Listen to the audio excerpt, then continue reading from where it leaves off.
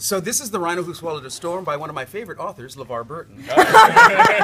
And my co-writer was Susan Schaefer-Bernardo, and the illustrations, and they are beautiful, are by Courtney Fletcher.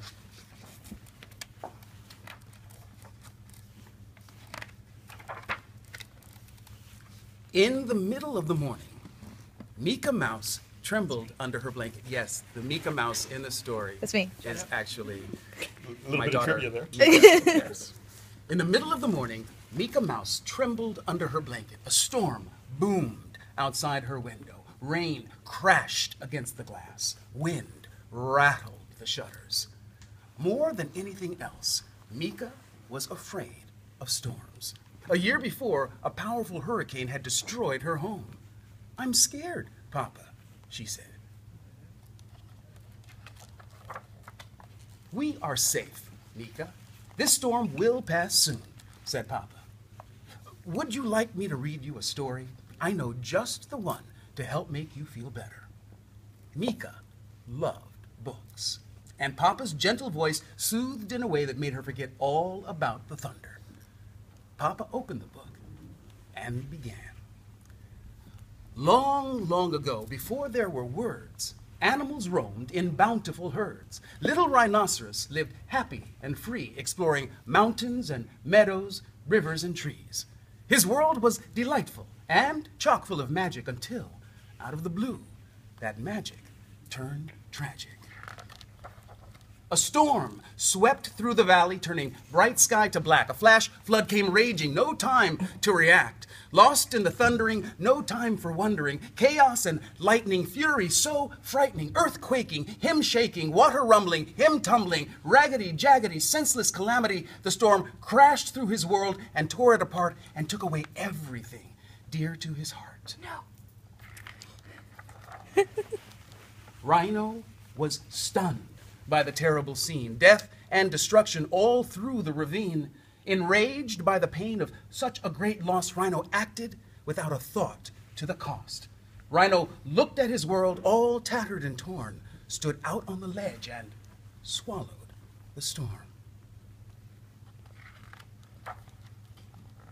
Inside his belly, he felt the storm growing. Inside his head, he heard howling and blowing. Like a tornado he spun as the storm raged inside, growing bigger and bigger and wider than wide. When he finally stopped, when he regained control, he was at the very bottom of a very deep hole. What to do? Rhino worried as rain dripped down his face. "I'm lost and I'm lonely and in such a dark place." At just the right moment, to comfort and guide him, a spider dropped down and dangled beside him. "The world up above is shattered and gray, but it's where you belong, so you must find a way to let that storm out and move through your sorrow. You'll find many helpers on your road to tomorrow."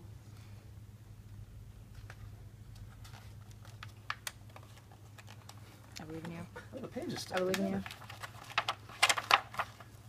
Oh, but that hole was slippery steep, and the walls around him were dreadfully deep. Rhino tried to climb out, but was losing all hope when Kangaroo heard him and threw down a rope. Though Rhino was heavy from the weight of the storm, they towed him right up, got him safe, dry, and warm. "We're strong and steady and always ready. When danger strikes, we hop to it. Fire or flood, snow or mud, when help is needed, we'll pull you through it." Watching those heroes do what they did best gave Rhino the strength to set off on his quest. The storm he was clutching made him buzzy and blurry. It kept his brain foggy and filled him with worry. Where do I go? What do I do?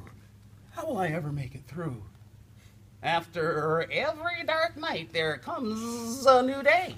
Be kind, do your best, and you'll find a way. Up comes the sun. There are steps to complete. There isn't a map, just follow your feet. Those were the bees. Rhino followed his feet to a wallowing spot where he plopped on a rock and had a deep thought. I'm tired of caging the wind and the rain, exhausted from holding this anger and pain. We're all on this earth to learn and to grow, a wise old tortoise chimed in from below. Allowing yourself to start feeling your feelings is the very first step on the journey toward healing. It doesn't much matter if you're fast or you're slow. If you want to move forward, just trust and let go. Rhino shook and shimmied and stomped in the muck, and just as he'd hoped, that storm came unstuck. At first, one little raindrop leaked out of his eye.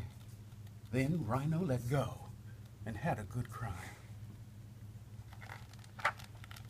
His tears formed a river that flowed to the sea, where a pot of whales swam happy and free. I do feel better, Rhino thought as he drifted. Then up swam a whale, and Rhino was lifted. If you ever feel blue, the whale said with a spout, remember to breathe. Breathe in and breathe out.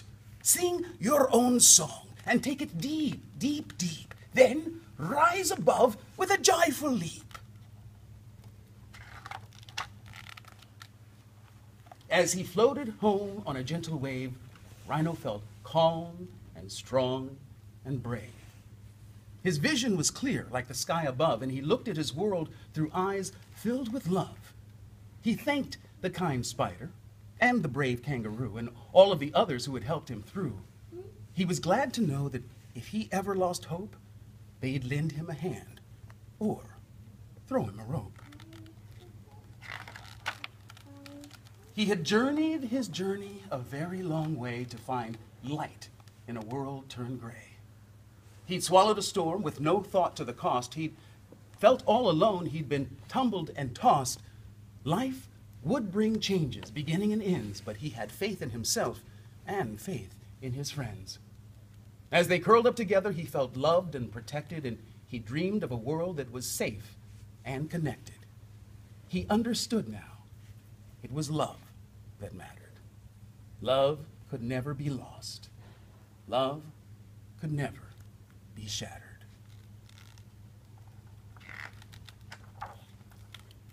Papa closed the book and gave Mika a hug. I know it was scary when our home was destroyed last winter, said Papa. Bad things happen sometimes, and we can't always control that. But we had lots of helpers, said Mika, just like Rhino did. That's right, little one, Papa said in his gentle way. You're never really alone when bad things happen. There are family and friends and even people we don't know who are always there to help us through the tough times.